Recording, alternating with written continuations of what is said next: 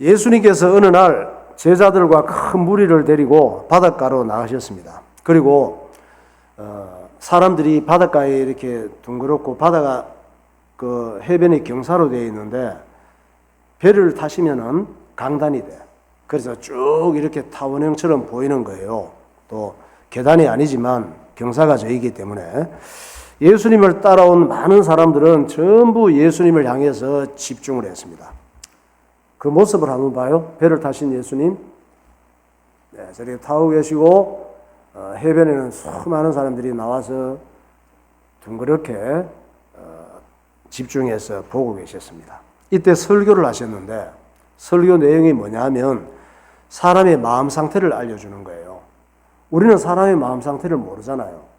그런데 예수님께서는 우리의 사람의 마음 상태를 굉장히 쉽게 알려주셨어. 우리는 마음이 아주 인간은 복잡하기 때문에 마음 상태를 설명해 주기가 어려워. 근데 예수님께서는 우리가 아주 이해하기 쉽도록 마음 상태를 진단을 해 주셨단 말이에요. 암이 진단되는 것도 중요하지만 암보다 더 중요한 것이 우리 인생을 망하게 하는 마음 상태를 깨닫는 게 중요하단 말이에요. 어떤 내용을 알려주셨느냐? 악한 마귀가 사람의 마음을 길가밭으로 만든다는 거예요. 사람의 마음을 돌밭처럼 만든다는 거예요. 가시떨기밭으로 만들어서 우리 인생을 불행하게 하고 생각을 잘못하게 하고 전쟁하게 하고 하나님과 원수관계를 만든다는 거예요. 그러니까 마귀가 하는 일은 우리의 마음을 황폐하게 만들고 시궁창처럼 더럽혀서 인생을 망치는 거예요. 우리가 모르니까 어떻게 했어요? 예수님께서 알려주신 거지. 어떤 밭? 우리 밭이 길가밭처럼 돌밭처럼 가시밭처럼 이렇게 된 상태임을 얘기해 주시는 거예요. 마태복음 13장 1절. 그날 예수께서 집에서 나가사 바닷가에 앉으심에 큰 무리가 그에게로 모여들거늘 예수께서 배에 올라가 앉으시고 온 무리는 해변에 서 있더니 아무나 천국 말씀을 듣고 깨닫지 못할 때는 악한 자가 와서 그 마음에 뿌려진 것을 빼앗나니 이는 곧 길가에 뿌려진 자요 돌밭에 뿌려졌다는 것은 말씀을 듣고 즉시 기쁨으로 받되 그 속에 뿌리가 없어 잠시 견디다가 말씀으로 말미암아 환난이나 박해가 일어날 때에는 곧 넘어지는 자요 가시떨기에 뿌려졌다는 것은 말씀을 들으나 세상의 염려와 재물의 유혹의 말씀이 막혀 결실하지 못하는 자요. 그러니까 우리의 마음 상태가 어때요? 길가 딱딱해진 길가처럼 굳어져 있단 말이에요. 그리고 돌밭처럼 온갖 오염된 이런 우리 인생을 삭막하게 만드는 것들, 우리 인생의 기운을 가로막는 가시떨기 이런 것들이 꽉 차 있어서 이런 내용이 우리 밖으로 나오면서 인생이 불행해지고 실패 속에 들어가게 되고 영혼이 멸망하게 되는 원인이 된다는 얘기예요. 우리가 하나님 말씀을 듣고 은혜 받지 못하면 그렇게 되면 내 마음을 마귀가 조종하는 상태가 되는 거예요. 전 세계를 지옥으로 만든 세계 2차 대전이 있어요. 지금은 세계전쟁이 일어나면서 3차 대전이 일어나는 거예요. 3차 대전 얘기가 솔솔창에 나오고 있잖아요. 지금 3차 대전은 큰일 나요. 핵이 어마어마하게 준비되어 있기 때문에. 그런데 2차 대전 때에도 사람들이 많이 죽고 전 세계가 지옥으로 됐는데 이게 누구의 작품이에요? 마귀의 작품이란 말이에요. 길가밭, 돌짝밭, 가시떨기 같은 이 마음으로 꽉 찬 사람이 국가의 중요한 지도자, 세계의 중요한 지도자가 될 때에 이런 세계대전을 일으킬 수 있다는 것을 보여주는데 그것이 마귀의 작품이란 말이에요. 사람이 하는 것 같지만 세계 2차 대전은 독일과 소련에서 시작이 돼요. 세계 2차 대전의 주범이 누구냐? 독일의 히틀러, 소련의 스탈린 이 두 사람을 통해서 전 세계가 2차 세계대전 속으로 들어가는 거예요. 여러분 세계전쟁이 뭐 여러 사람이 시작하는 줄 아세요? 어떤 지도자 한 사람이 생각을 잘못하면 세계전쟁이 일어날 수가 있어요. 미국 대통령 한 사람, 트럼프 한 사람이 전 세계를 지금 움직이고 있잖아요. 그런 거란 말이에요. 이 히틀러와 소련의 스탈린은 열등감과 시기, 질투, 미움이 가득한 사람이었어요. 자기는 열등감에 사로잡혀 있고 시기, 미움, 질투가 가득한 줄 모르지. 자기는 그냥 사는 것일 뿐이지. 어릴 때 좋은 가정에서 자라지 못해서 이 두 사람이 마음이 어떻게 됐어요? 길가밭이 돼 있어요. 돌짝밭이 돼 있단 말이에요. 가시떨기밭처럼 상처가 많은 사람이에요. 스탈린과 히틀러는. 우리도 다르지 않단 말이에요. 우리도 알고나 있어야 돼요. 이 사람들은 자기가 그런 마음밭인 줄 스스로는 모르지. 하나님 말씀을 듣고 내 마음밭이 이렇구나 깨달았어야 그걸 갖고 기도하고 마귀에게 안 속을 텐데, 하나님 말씀 안 듣고 모르고 살아가니까 세계 2차 대전을 일으키는 주범이 되는 거예요. 먼저 소련의 최고 지도자였던 스탈린을 한번 볼까요? 스탈린? 저 사람이에요. 세계 대전을 일으키는 시작. 히틀러하고 스탈린 두 사람 중에 소련의 스탈린. 사진은 멋지고 잘생겼죠? 실제는 전혀 아니에요. 사진은 뽀샵 한 거예요. 스탈린은 어릴 때 천년두를 알아서 얼굴이 곰보투성이에요. 그리고 곰보를 다 없애는 얼굴이에요. 그리고 좀 보기 좋게 사진을, 초상화를 만든 거예요. 또 12살 때 마차 사고를 당했어요. 그때는 자동차가 그렇게 없었기 때문에 마차가 많았어요. 마차가 자동차와 같죠? 마차 사고를 당해서 왼쪽 팔이 장애인이 됐어요. 팔을 못 써요. 꼼보 두성이에다가 사고를 당해서 왼쪽 팔 장애인에다가 거기다가 발육이 또 잘 안 됐어. 여러분들은 발육성이 좋아서 전부 다 몸이 좋고 키도 크고 그렇잖아요. 발육부진으로 키가 매우 작았습니다. 그러니까 어릴 때부터 얼마나 놀림을 많이 당하고 콤플렉스가 많은 사람이에요. 여러분들은 콤플렉스 있을 게 없을 것 같은데 이 사람은 콤플렉스가 많았어요. 또 가정에서 정서 불안을 겪으면서 자랐습니다. 거기다가 스탈린의 아버지는 구두공장을 다녔는데 늘 술에 찌들어 살았습니다. 술 취해서 집에 오면은 곱게 자면 얼마나 좋아. 아내와 자식들을 때리고 집을 지옥을 만들었습니다. 어린 스탈린은 참다 견딜 수 없어서 어떨 때는 죽을 생각하고 칼을 아버지께 던질 때도 있었대요. 마음이 그렇게 그냥 상처가 많게 자랐어요. 마귀는 이 상처 많은 스탈린을 찍은 거예요. 스탈린은 소련의 최고 지도자가 된 다음에 폭력성이 나타납니다. 무서운 폭력성이 나타나요. 누군가 조금만 마음에 안 들면 그냥 안 두는 거예요. 조금만 거슬리는 소리 한마디 하고 기분 나쁘게 하면 끝장을 내버렸습니다. 그리고 소련 정보국에 수장을 임명했는데 예조프예요. 예조프는 누구냐? 소련의 그 정보국이 KGB라 그래요. KGB인데 이 KGB 수장으로 예조프를 세웠어. 예조프도 어린 시절이 불행했고 키가 151cm의 단신이었습니다. 이 스탈린과 예조프가 소련 정권을 잡은 다음에 불만 세력들을 모조리 죽였는데 그 인원이 수십만 명이 된다고 해요. 그리고 난 다음 세계 2차 대전을 일으키는 핵심 인물이 됐습니다. 또 한 사람이 누구냐? 히틀러예요. 독일의 히틀러. 역사는 이 스탈린과 히틀러를 뭐라고 표현을 하냐? 쌍둥이 악마 이렇게 표현을 해. 자랄 때 환경도 비슷해. 그리고 국가의 중요한 지도자로 잡은 거예요. 목사님이 볼 때는 마귀가 이들을 잡고 그 자리에 올린 거야. 스탈린과 히틀러를 한번 봐요. 왼쪽이 스탈린이고 오른쪽이 독일의 히틀러예요. 저걸 역사에서는 쌍둥이 악마 이렇게 표현했습니다. 히틀러의 아버지 알로이스는 세무 공무원이었대요. 세무서에 근무하는 공무원. 히틀러의 엄마는 클라라예요. 히틀러의 엄마는 알로이스 아빠의 세 번째 부인이에요. 아빠가 그러니까 세 번째 결혼했는데 세 번째 부인의 아들이 히틀러였어요.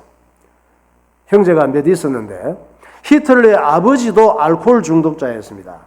사람이 하나님의 은혜를 못 받으면 뭔가에 중독될 일이 많아. 담배에 중독되든지 알코올에 중독되든지 게임에 중독되든지 뭐 쇼핑에 중독되든지 중독될 일이 많다니까. 남자에게 중독되든지 여자에게 중독되든지 마약에 중독되든지 중독될 일이 많아. 은혜 받지 못하면. 하나님의 은혜가 채워져서 예수님께 중독이 되면은 축복인데 다른 것에 중독이 되면 망하는 거예요. 히틀러의 아버지는 술만 들어가면 아내와 자식들을 무섭게 때리고 마구 말하고 학대를 했습니다. 가족들이 무슨 죄가 있습니까? 때리려면 경찰을 때리든지 딴 사람을 때리지. 히틀러는 모험 소설을 좋아했는데 모험 소설을 읽으니까 재밌으니까 그거라도 읽고 위로를 받아야 될 거 아니야. 사는 게 죽을 맛인데 여기에서 감동받은 말이 뭐냐? 고통을 참는 게 용기라고 하는 이 말에 감동을 받은 거예요. 왜? 자기가 사는 게 너무 고통스러우니까 용기는 뭐냐? 고통을 참는 거구나. 이게 탁 감동을 받았습니다. 그래서 아버지가 때리고 채찍으로 학대할 때마다 입술을 깨물고 울지를 않았대요. 그게 용기니까. 용기 있게 참았습니다. 입술을 깨물고. 히틀러는 엄마를 무척 안쓰럽게 생각하고 지켜주고 싶었습니다. 그 엄마가 어느 날 스트레스를 너무 받고 살아가니까 유방암에 걸려서 의사를 집으로 모시게 됐어요. 그날은 의사를 가고 이렇게 또 병원에 치료받고 하고 진단 이런 상황이 아니어서 그 시대가 목사님도 어릴 때 시골에서 우리 어머님이 굉장히 아플 때가 있었는데 2kg가 넘는 그 면 소재지에서 의사가 자전거를 타고 왔었어요. 그래서 이 시대에도 몸이 너무 아프고 움직이기 힘들면 의사가 집으로 오시는 그런 시대였단 말이에요. 이 의사는 정기적으로 집으로 방문해서 치료를 도왔는데 그 의사가 마침 인종이 유대인이었어요. 문제는 의사가 엄마한테 너무 잘해주는 거예요. 무슨 암이라고? 유방암이다 보니까 어쩔 수 없이 유방을 자꾸 만지게 되는 거지. 의사가 가서. 그래서 의사가 유방을 자꾸 만지면서 그렇게 좋았을까? 암이 들어갖고 지금 치료하러 왔는데. 근데 히틀러가 볼 때는 그게 너무 싫은 거야. 그리고 유대인을 싫어하고 정오하고 혐오하는 계기가 됐습니다. 안 그래도 엄마가 안쓰럽고 힘이 되고 싶은데 또 의사가 와서 치료해 주러 왔는데 어떻게? 그 히틀러 느낌에는 또 다른 느낌이 있었나 보지. 그렇게 살다가 15살이 되었을 때 아버지도 죽고 엄마도 죽고 히틀러는 고아가 된 거예요. 그 시대에 복지 혜택이 있는 것도 아니고 얼마나 사는 게 하루하루 힘들었겠어. 히틀러는 세상 사람들이 다 싫었어요. 사는 게 너무 힘들어. 다 그냥 죽었으면 좋겠어. 자기도 죽고. 이때 마귀는 히틀러를 찍은 거예요. 마귀가 제일 싫어하고 미워하는 민족이 누구냐? 어떤 민족일 것 같아요? 여러분이 내가 마귀라면? 유대인이에요. 왜 유대인을 제일 싫어하고 미워하는 민족이 됐느냐? 예수님이 유대인의 후손으로 오셔서 마귀의 일을 박살내기 때문이에요. 예수님이 오셔서 구원의 길을 열어놓으시기 때문에 예수 믿으면 마귀에게서 하나님의 자녀로 지옥 갈 신분에서 천국 갈 신분으로 바뀌는 거야. 그 예수님이 유대인의 혈통을 타고 오셨거든. 그러니까 예수님이 오시기 전에도 유대인을 죽이려고 원수처럼 생각을 했고 예수님 오신 이후에는 유대인들이 더 미워. 마귀 입장에서. 요한 1서 3장 8절 보세요. 죄를 짓는 자는 마귀에게 속하나니 마귀는 처음부터 범죄함이라 하나님의 아들이 나타나신 것은 마귀의 일을 멸하려 하심이라. 예수님이 왜 오셨어요? 마귀의 일을 멸하기 위해서 오셨단 말이에요. 그러니까 마귀 입장에서는 천하의 원수가 예수님은 어떻게 못하고 예수님이 혈통을 타고 유대인을 그냥 죽이고 싶은 거예요. 마귀는 히틀러를 이용해서 유대인의 씨를 말려고 했습니다. 전 세계를 지옥으로 만들려고 했어요. 히틀러가 죽인 유대인이 몇 명인지 알아요? 600만 명이 넘어요. 어마어마하죠. 가스실에서 죽이고 의도용 실험용으로 그냥 죽이고 쥐 실험하듯이. 히틀러는 2차 대전을 일으키기 그 전에 군에를 갔어요. 1차 대전 때 군에를 갔어. 1차 대전 때 전쟁터에 끌려갔죠. 그때는 군에 갔다가 전쟁이 일어나면 끌려가는 거예요. 지금도 마찬가지지만 전쟁터에 끌려갔었는데 전쟁터에 갔는데 살불하고 무서운 게 아니라 서리를 느꼈대. 스릴을 느꼈는데 뭐라고 했느냐. 이 고백 중에, 히틀러 고백 중에 나는 전쟁에만 나가면 힘이 난다 그랬습니다. 나는 전쟁이 적성에 맞다. 이렇게 고백을 했어요. 그는 유대인의 씨를 말리고 자기 혈통이 세계를 지배하겠다면서 깃발을 만들었어. 자기 혈통 최고야. 자기 혈통 중에 누가 내가 최고야. 내가 세계를 지배할 거야. 이래갖고 만든 깃발이 하켄크로이츠예요. 하켄크로이츠 깃발 봐요. 저기 히틀러가 우리 민족이 전 세계를 장악할 거야. 우리 민족은 누구야? 내가 세계를 장악하는 최고가 될 거야. 그러면 스탈린과 히틀러가 특별히 나쁜 사람이냐? 특별히 나쁜 사람이죠. 근데 아니에요. 그들은 우리 모든 사람을 대표하는 모델일 뿐이에요. 스탈린이나 히틀러나 우리나 마귀짓 하는 건 마찬가지라니까. 크기가 달라서 그렇지. 사람이 하나님을 만나지 못하면 눈만 뜨면 죄짓고 싸우고 다른 사람하고 비교하고 미워하고 시기하고 질투하고 망할 짓을 자초하며 살아가는 거예요. 우리가 히틀러 같은 자리에 앉았으면은, 스탈린 같은 자리에 앉았으면 우리도 그렇게 할 수 있는 인물들이라니까. 로마서 3장 9절에 말씀하고 있잖아요. 그러면 어떠하냐? 우리는 나으냐? 결코 아니라. 유대인이나 헬라인이나 다 죄 아래에 있다고 우리가 이미 선언하였느니라. 그들의 목구멍은 열린 무덤이요 그 혀로는 속임을 일삼으며 그 입술에는 독사의 독이 있고 그 입에는 저주와 악독이 가득하고 그 발은 피 흘리는 데 빠른지라. 판멸과 고생이 그 길에 있어 평강의 길을 알지 못하였고 그들의 눈앞에 하나님을 두려워함이 없느니라 함과 같으니라. 네. 주님께서 바울을 통해서 이렇게 말씀하시잖아. 우리의 영적 상태, 마음 상태를 말씀하시는 거예요. 그러면 우리의 마음이 옥토밭이 돼야 되는데, 우리의 마음이 옥토밭이 되려면 어떻게 해야 되나요? 우리의 힘으로는 옥토밭을 만들 수가 없어요. 내 마음밭 자체가 내가 길가를 기경하고 돌을 골라내고 가시떨기를 없앨 수 있나? 내가 그렇게 할 수 없단 말이에요. 우리의 마음밭은 이미 길가밭이고 돌짝밭이고 가시떨기로 가득 차 있습니다. 그러니까 우리가 알고 보면 정말 불쌍한 사람들이에요. 더 불쌍한 사람이 누군지 알아요? 자기가 불쌍한 사람인 걸 모르는 사람이 더 불쌍해요. 저와 여러분들은 오늘 하나님 말씀을 들었잖아. 내 마음을 이렇게 주님께서 진단해 주시잖아요. 이 마음밭을 그대로 갖고는 죄와 마귀와 세상을 이길 수 없다는 걸 오늘 들었잖아. 이걸 못 들은 사람은 더 불쌍한 사람이라니까. 자기 상태를 모르니까.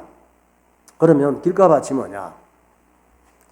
세 가지 밭을 얘기하고 있어요. 길가밭은 하나님 말씀을 꼭 필요한데 하나님 말씀을 꼭 필요한 걸로 생각하지 않는 사람이에요. 우리 꼭 필요한 거 있잖아요.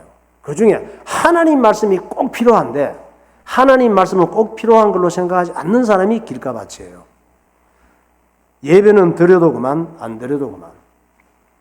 꼭 필요하고 정말 중요한 것은 세상 성공, 세상 즐거움, 돈 많이 벌어서 자랑질하며 살아가는 것. 이렇게 생각하는 사람이 길가밭이에요. 돌짝밭은 어떤 사람이냐? 돌짝밭은 하나님보다 현실을 더 중요하게 생각하는 사람이에요. 신앙생활이 내게 덕이 안 된다고 생각이 되면 금방 변하는 사람. 내게 덕되는 것으로. 신앙생활도 자기에게 덕되는 쪽으로 선택하고 결정하는 신앙. 불교에 가면 내가 원하는 게 더 얻을 수 있을까? 그러면 불교로 그냥 가는 거야. 교회 가보면 좀 불교에서 없는 게 있을까? 얻을 수 있는 게 내가 바라는 거? 교회 한번 가볼까? 이러고 가고. 아이고, 교회 가도 뭐 별 거 없고 절에 가도 별 거 없고 무당을 찾아가보면 뭐가 있겠지. 굿이나 한번 해볼까? 그러면서 이제 푸닥거리하고 또 구슬하고 이것도 저것도 안 되는데 점쟁이나 찾아가 볼까? 이런 사람들. 신앙생활도 자기에게 덕되는 쪽으로 선택하고 결정하는 사람들. 이게 돌짝밭으로 가득 차서 그래요. 가시떨기 마음은 어떤 상태냐? 가시떨기는 하나님을 믿는다고 하면서 하나님으로부터 자기가 원하는 걸 얻기 위한 목적으로 믿는 사람이 있어요. 내 육신의 힘으로, 내 실력으로, 내 능력으로 얻을 수 없는 거 하나님께서 주실 수 있겠지? 나 그거 얻을 거야 하면서 기도 제목으로 기도하는 이런 마음이 가시떨기예요. 하나님 앞에 나가서 예배드리고 기도하면 하나님께서 내가 염려하는 것, 걱정하는 것 다 없애주고 부자도 되게 해주고 모든 걸 잘 되게 해주기 바라는 마음으로 믿는 사람이 가시떨기라니까. 창세기 19장부터 보세요.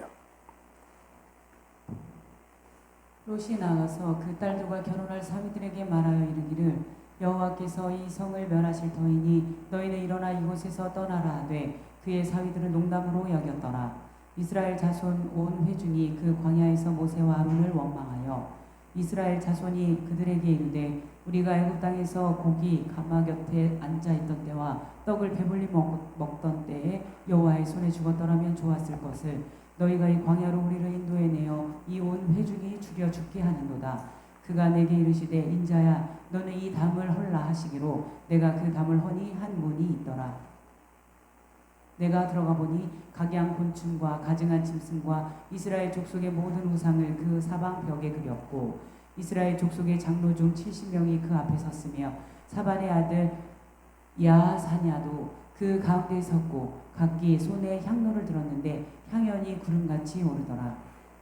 하나님 말씀을 농담으로 생각을 하고 그리고 저런 벌레 같은 거 가치 없는 거 저걸 중요하게 생각을 하고 이런 것들이 길가밭, 돌짝밭, 가시밭 같은 이런 마음 상태란 말이에요.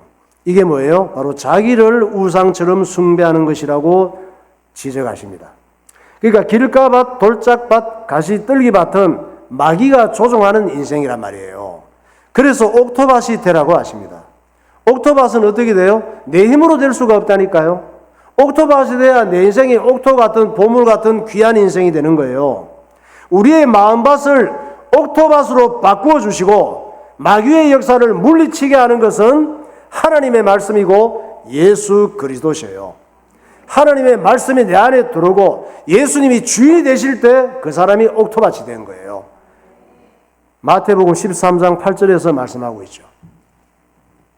더러는 좋은 땅에 떨어짐에 어떤 것은 100배, 어떤 것은 60배, 어떤 것은 30배의 결실을 하였느니라. 귀 있는 자는 들으라 하시니라.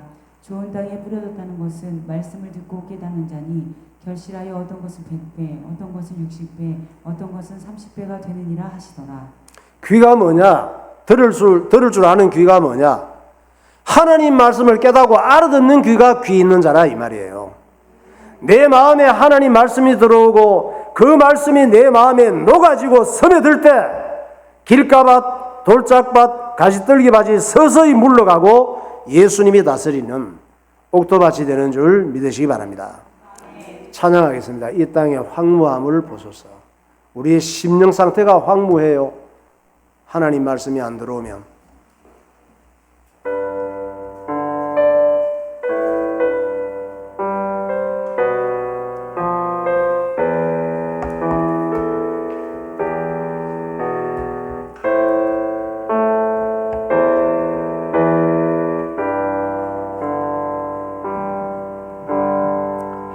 이 땅의 황무함을 보소서.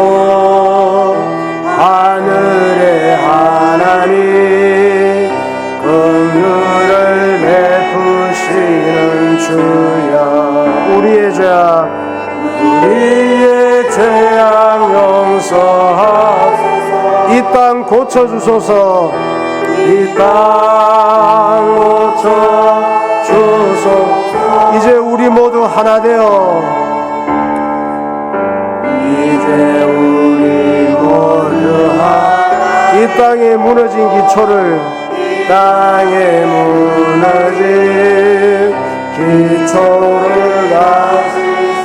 우리의 우상들을 태우실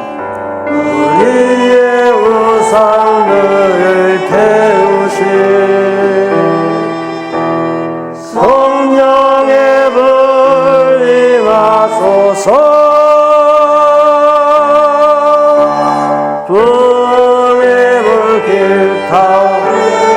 진리의 말씀 이 땅 새롭게 하소서. 진리의 말씀 이 땅 새롭게 하소서. 은혜의 강물 흐르게 하소서. 은혜의 강물 성령의 바람 이제 불어와. 성령의 바람 이제 불어와.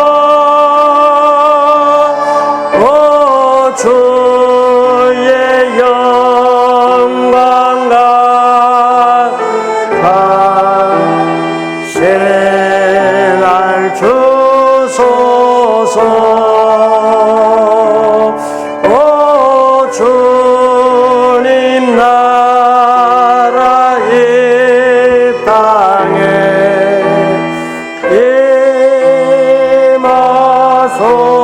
임하소서. 아멘. 여러분, 이 사람은 누구나 어떤 일을 우리가 생각하고 말하고 결정을 할 때 다 자기가 잘하지. 여러분 못하는 거 있어요? 어떤 일을 생각하고 말하고 결정을 할 때 다 자기가 잘한다고 생각을 해요. 또 항상 자기에게 유리하고 덕이 되는 쪽으로 결정하고 행동하잖아요. 다 그렇게 살죠. 문제는 우리는 항상 불완전하고 잘못된 행동을 할 때가 많다는 거예요. 잘한다고 했는데 잘못될 때가 많다는 거예요. 하나님께서 이스라엘 민족들이 타락하고 바벨론의 포로로 잡혀갈 때 미리 말씀하셨잖아요. 바벨론의 포로로 잡혀갈 때 고생스러울 거야. 고생스럽더라도 왜? 험하고 위험한 일을 다 해야 되니까 포로들이. 이 고생스럽고 힘들더라도 너무 슬퍼하지 말고 낙심하지 말고 70년만 참아라 그랬습니다. 70년 후에 고레스라고 하는 사람이 등장해서 바벨론을 치고 너희들을 이스라엘 민족들을 해방시켜서 너희들 나라 고향으로 돌아가게 할 거야. 미리 말씀을 하셨습니다. 저와 여러분도 조금만 참으면 돼요. 70년만 참으세요. 우리 민권사님은 한 30년만 참고 시온이 할머니도 한 40년만 참고 우린 70년 참을 것도 없어. 이스라엘 민족들한테는 바벨론의 포로로 잡혀 70년만 참으라 그랬습니다. 하나님께서 좋은 날 주시고 해방시켜 주시고 고향으로 돌아가게 하신다고. 예수 믿는 사람은 조금만 참으면 이스라엘보다 가나안보다 더 좋은 천국이 기다리고 있습니다. 이사야 45장 1절에 말씀하고 있잖아요. 여호와께서 그의 기름 부음을 받은 고레스에게 이같이 말씀하시되 내가 그의 오른손을 붙들고 그 앞에 열국을 항복하게 하며 내가 왕들의 허리를 풀어 그 앞에 문들을 열고 성문들이 닫히지 못하게 하리라. 바사의 고레스 왕 원년에 여호와께서 예레미야의 입으로 하신 말씀을 이루시려고 여호와께서 바사의 고레스 왕의 마음을 감동시키매 그가 온 나라에 공포도 하고 조소도 내려 이르되 바사 왕 고레스가 이같이 말하노니 하늘의 신 여호와께서 세상 만국을 내게 주셨고 나에게 명령하여 유다 예루살렘의 성전을 건축하라 하셨나니 너희 중에 그의 백성 된 자는 다 올라갈지어다. 너희 하나님 여호와께서 함께 하시기를 원하노라 하였더라. 예, 이사야 말씀은 고레스가 태어나기도 전에 150년 전에 이사야 선지자를 통해 말씀하신 거고, 역대하 이 말씀은 고레스가 나타나서 이스라엘 백성들을 해방시켜 줄 때 기록된 말씀이에요. 이때도 여지없이 마귀가 고레스를 죽이려고 미친 듯이 나댔잖아요. 고레스는 메대 제국의 공주인 만단의 공주에게서 태어났습니다. 마귀는 공주의 아버지인 아스티아게스 왕에게 이상한 꿈을 꾸게 했다 그랬죠. 그렇게 해서 공주가 임신한 아기를 죽이려고 했습니다.